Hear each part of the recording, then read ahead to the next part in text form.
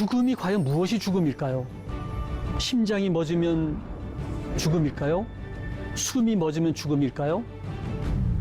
지난 40년 동안 내과 의사로서 수많은 죽음을 지켜봤는데 제가 사망 진단서를 끊었던 환자들을 한번 제가 헤아려 봤더니 한 2,000명의 죽음을 지켜봤더라고요.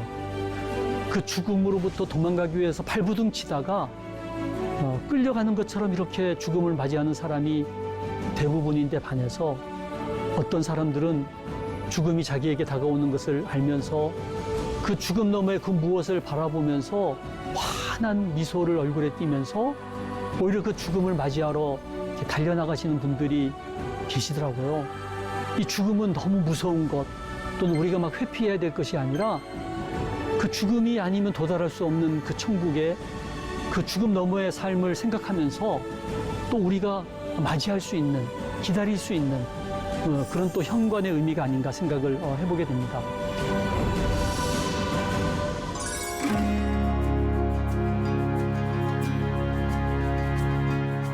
반갑습니다. 저는 샘병원 미션 원장 박상은입니다.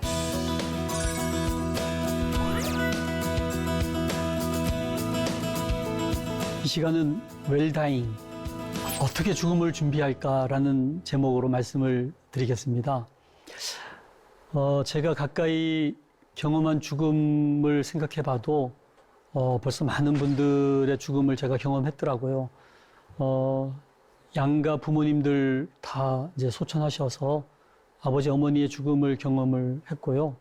또 심지어는 의사 동료, 또 아프간 피랍 사태의 참 안타까운 죽음까지, 또 최근에 세월호의 참 죽음까지도 이렇게 제가 가까이에서 볼 수 있어서 참 죽음을 어떻게 맞이할 것인지에 대한 생각을 더 하게 되는 것 같습니다.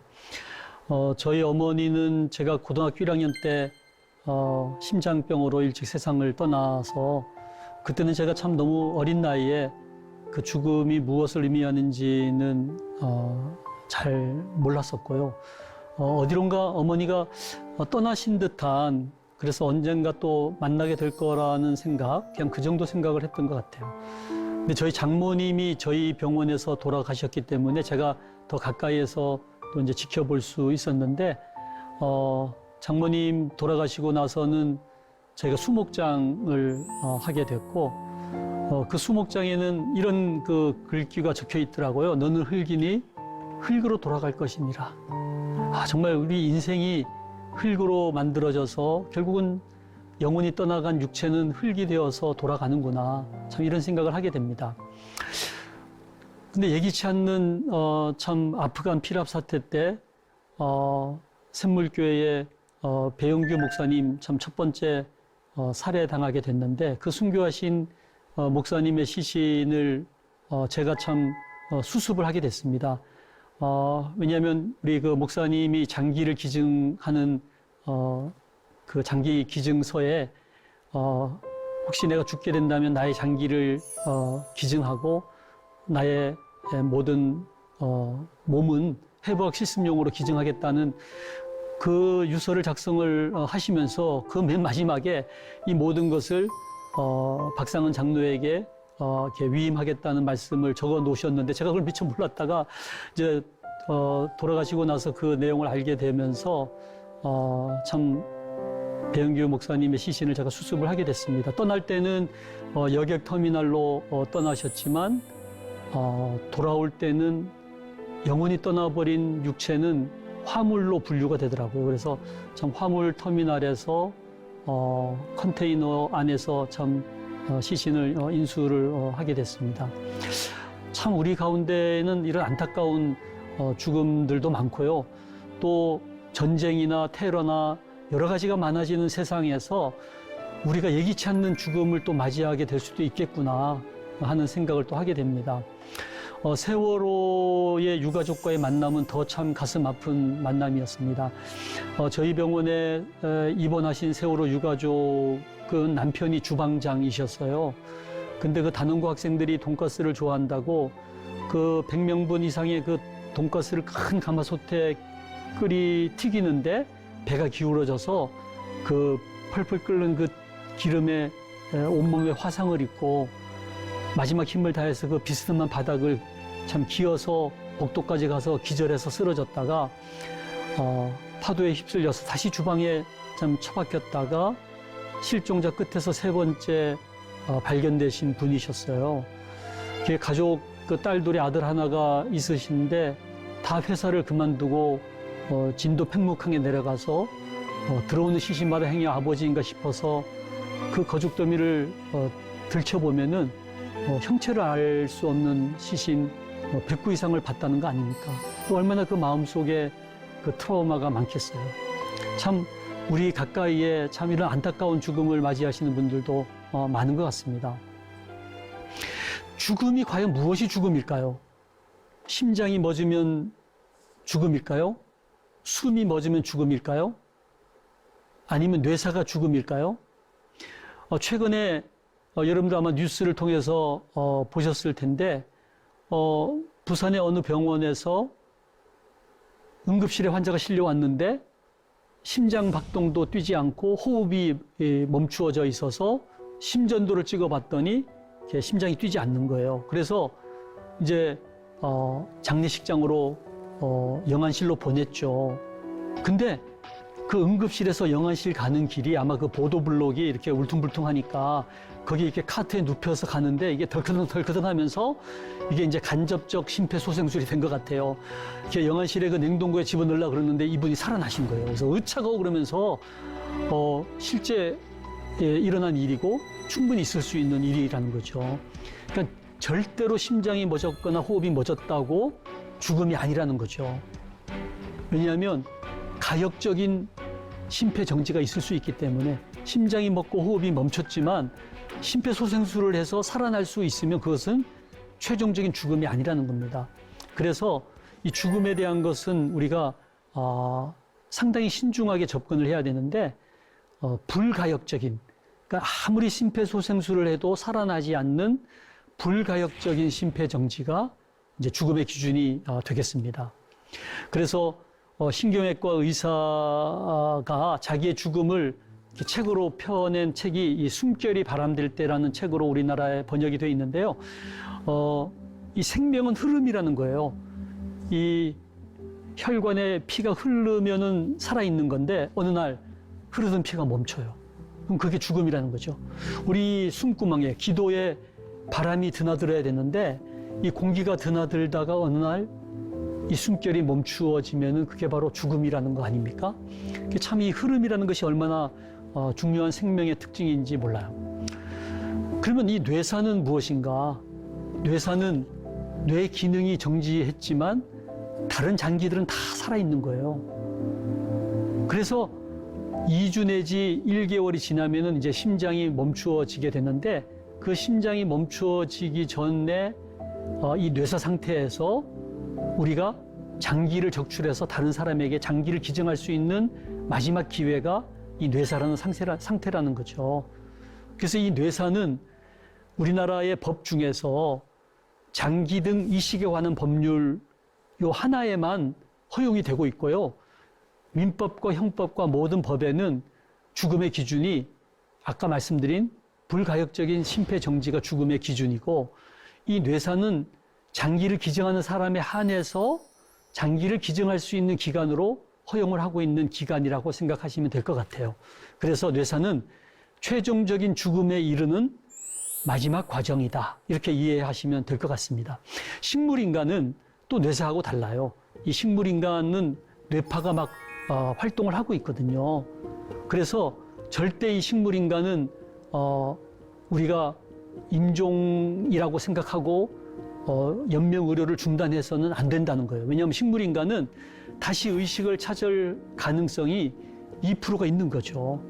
그래서 여러분들 얼마 전에 뉴스에서 보셨을 텐데 군에서 구타를 당해가지고 식물인간이 됐던 일병이 5년 만에 깨어난 거예요. 근데 깨어나서 자기를 구타했던 병장 이름을 다 외운 거예요. 그래서 멀쩡하게 제대해가지고 회사를 다니던 병장이 뒤늦게 헌병한테 이제 끌려가서 교도소에 간 그런 안타까운 일이 있게 된 건데요. 그래서 이 식물인간은 또 뇌사하고는 다른 얼마든지 회복되어서 의식을 찾을 수도 있을 가능성이 있는 상태라는 것을 우리가 꼭 기억을 해야 될 것 같습니다. 제가 그동안 40년, 1982년에 제가 의사 면허를 땄으니까요. 지난 40년 동안 내과 의사로서 수많은 죽음을 지켜봤는데 제가 사망 진단서를 끊었던 환자들을 한번 제가 헤아려 봤더니 한 2,000명의 죽음을 지켜봤더라고요. 근데 제가 그 지켜본 그 죽음을 너무나 확연하게 두 종류로 나눌 수가 있어요. 대부분 돌아가시는 모습은요, 죽음이 자기에게 다가오는 것을 알게 된 이 환자는요, 그 죽음으로부터 도망가기 위해서 발부둥 치다가 끌려가는 것처럼 이렇게 죽음을 맞이하는 사람이 대부분인데 반해서 어떤 사람들은 죽음이 자기에게 다가오는 것을 알면서 그 죽음 너머의 그 무엇을 바라보면서 환한 미소를 얼굴에 띠면서 오히려 그 죽음을 맞이하러 이렇게 달려나가시는 분들이 계시더라고요. 그러면서 제가 생각하기에는 죽음 너머에 무엇이 있길래 어떤 사람은 도망치려고 하고 어떤 사람은 맞이하러 나갈까. 그래서 이 죽음 이후의 삶에 대한 참 진지한 고민이 필요하지 않나 생각을 하게 됐습니다. 어쩌면은 기독교에서 말하고 있는 죽음은 우리가 일반적으로 생각하는 죽음하고는 다른 것 같아요. 죽음은 무조건 절망의 절정이고 원수고 이것이 아니라 죽음이 없으면 우리가 갈 수 없는 천국, 죽음을 통해서 비로소 천국에 이르는 어떤 현관일 수도 있다는 거죠. 또 삶의 완성이고 고통의 종말이고. 그래서 김환란 박사님 또 헨리 나우엔 이런 분들은 자기가 죽으면 장송곡을 부르지 말고 승리의 개선곡을 불러달라. 김환란 박사님 그런 유언을 남기셨죠. 그리고 헨리 나우엔은 여러분들 아시는 것처럼 하버드 대학의 교수로 계시다가 자기에게 어려운 논문들이 정신박약아들에게는 아무런 도움이 안 된다는 것을 알고 하버드 교수직을 그만두고 그 정신박약아들 그 공동체, 라르시라는 그 공동체에 들어가서 그들과 함께 삶을 살면서 주옥 같은 책들을 펴내게 되지 않습니까? 이 헨리 나우엔은 유언을 남기기를 내가 죽게 될 때 마을에 페스티벌, 축제로 치러달라. 그래서 이 헨리 나우엔이 죽게 되었을 때 그 정신박약아 그 아이들이 이 헨리 나우엔의 그 관을 메고 노래를 부르면서 그 마을 광장에 나가서 춤을 추면서 이 헨리 나우엔을 이 땅에 보내신 하나님을 찬양하면서 그렇게 축제로, 마을 축제로 장례식을 치렀다는 얘기를 들었습니다. 그렇게 생각해 보면은 이 죽음은 너무 무서운 것 또는 우리가 막 회피해야 될 것이 아니라 그 죽음이 아니면 도달할 수 없는 그 천국의 그 죽음 너머의 삶을 생각하면서 또 우리가 맞이할 수 있는, 기다릴 수 있는 그런 또 현관의 의미가 아닌가 생각을 해보게 됩니다. 여러분들 잘 아시는 엘리자베스 큐블러 로스라고 이 죽음학의 대가이시죠. 이분이 쓴 책 중에 이 사후생이라는 책이 있어요. 죽음 이후의 삶의 이야기라는 그 부제가 달린 책인데요. 이 책에 보면은 이 나비가 나와요. 나비가 책 표지에 나오는데 이 큐블러 로스가 그 히틀러 시절에 가스실에 가서 죽임을 당하는 그 마지막 임종을 맞이하는 사람들을 1대1로 면담을 해서 책을 펴냈거든요. 근데 놀라운 사실은 그 가스실에 가는 그 담벼락에 수많은 나비들이 그려져 있다는 거예요. 그래서 왜 이 나비를 그렸을까 생각을 해봤던 이 큐블러 로스는 놀라운 사실을 알게 됐는데 이 유태인들이 자기들은 지금 번데기처럼 누에꼬치처럼 그렇게 처참한 죽음을 당하지만은 이제 얼마 지나면은 그 누에꼬치가 그 번데기를 뚫고서 정말 나비가 되어서 훨훨 하늘을 날게 될 그날을 바라보면서 가스실로 가고 있는 그 유태인들의 모습을 생각을 하게 된 거죠. 그러면서 이 큐블러 로스는 유언을 남기기를 내가 죽으면 내 무덤가에 나비를 날려달라. 이런 유언을 남기기도 했습니다.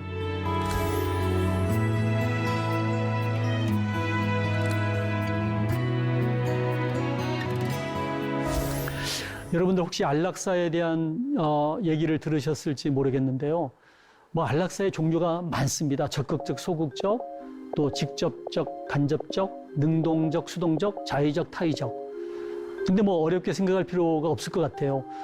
고양이를 죽이는 방법에 두 종류가 있다고 생각을 해봅시다.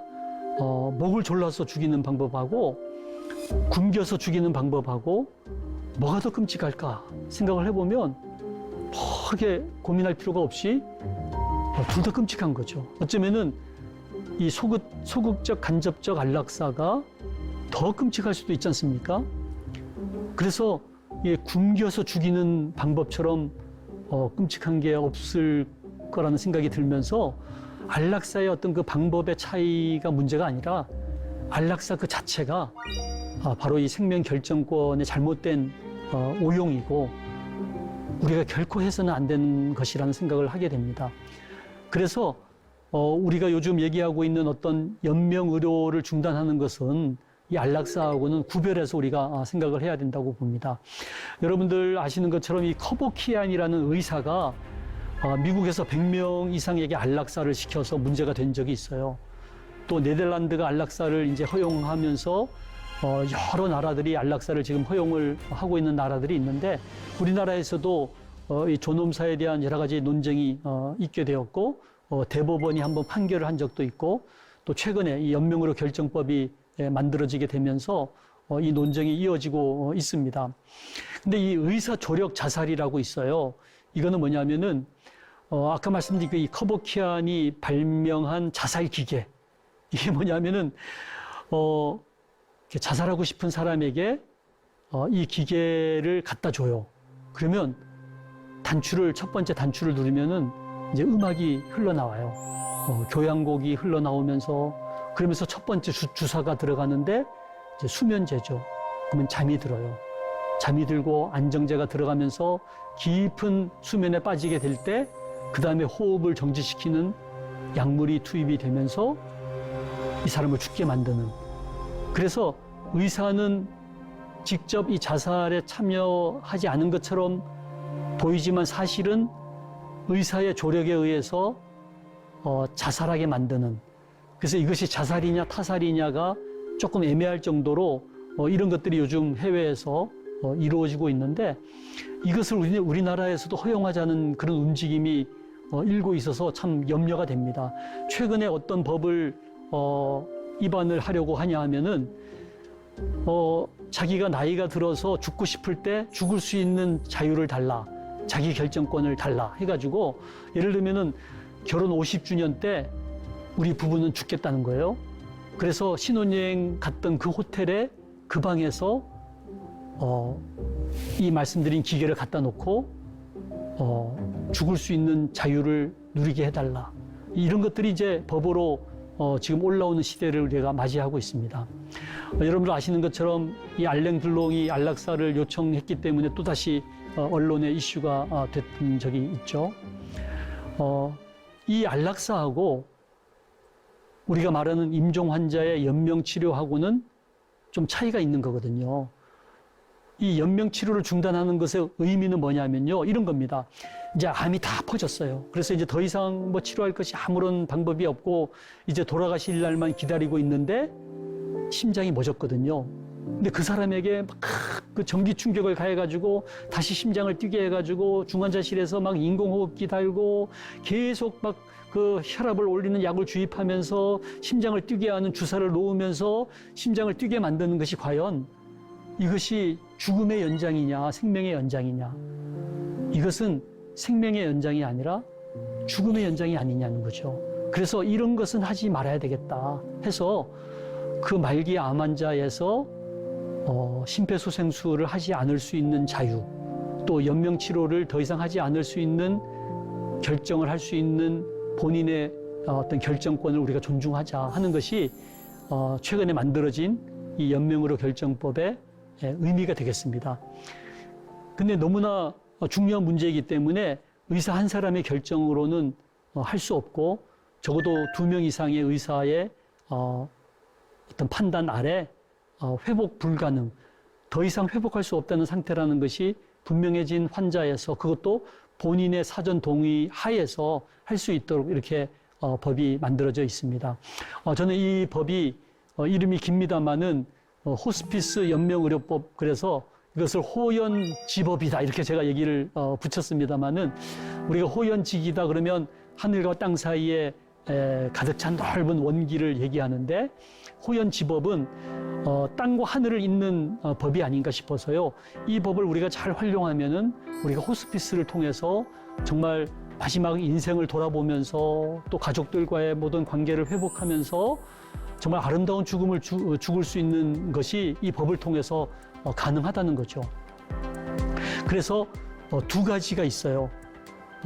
임종을 맞이하고 있는 환자들을 대상으로 해서는 연명의료를 중단할 수 있는 법이 만들어져 있고요.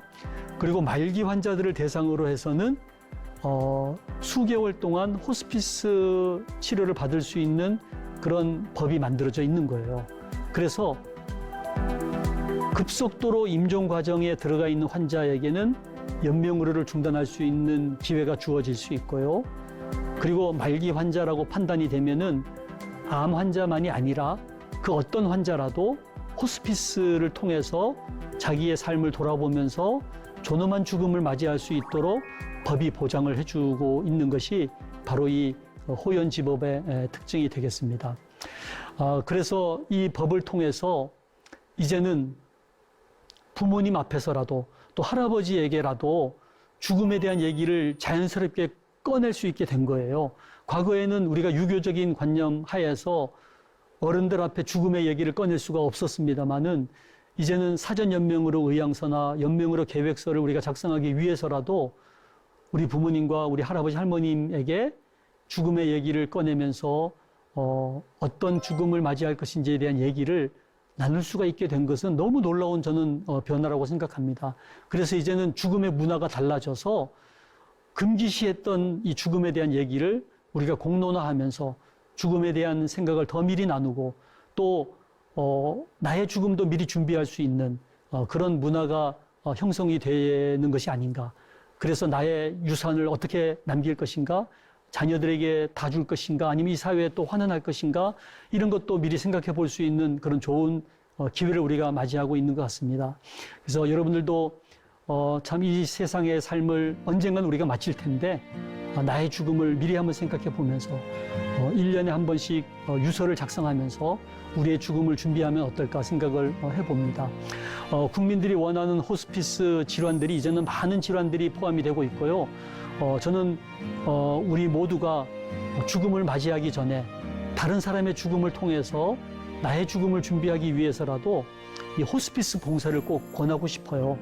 이 호스피스는 우리가 마라톤 선수들 왜 참 오르막 내리막을 달려서 또 큰 길 작은 길을 달려서 마지막 올림픽 스테디움에 들어와서 이제 마지막 몇 바퀴 도는 것이 저는 호스피스가 아닌가 싶거든요.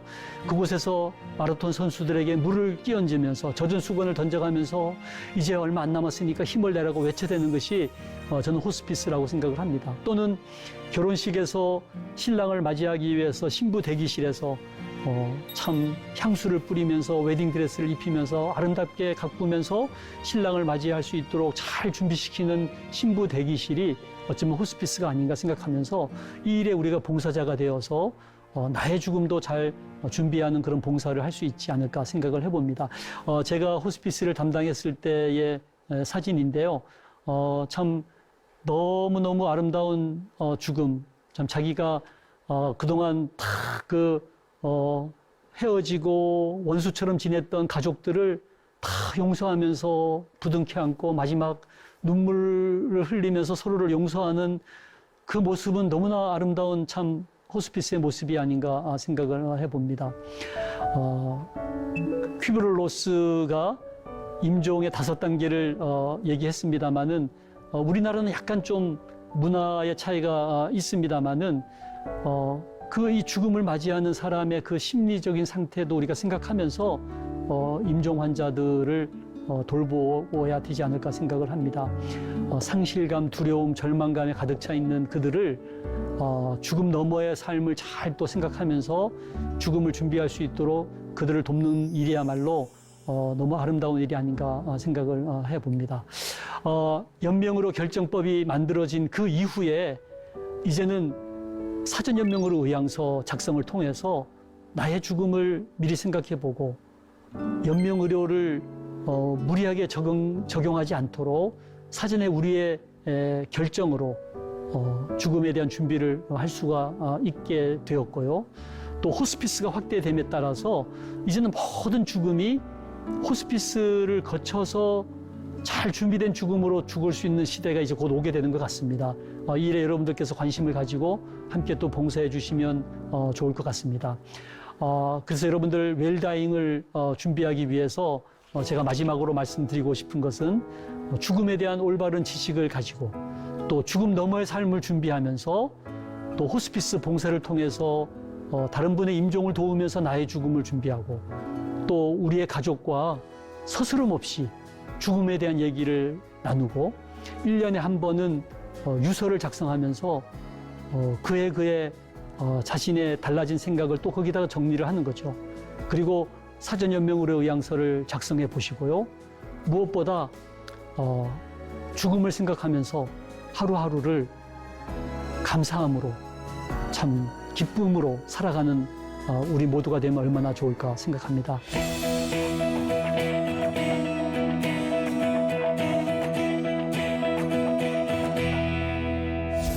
웰리빙 하시고 또 웰빙 하시고 또 웰두잉 하시고 마지막으로 웰다잉 하시는 멋진 삶을 사시기를 바라겠습니다. 감사합니다.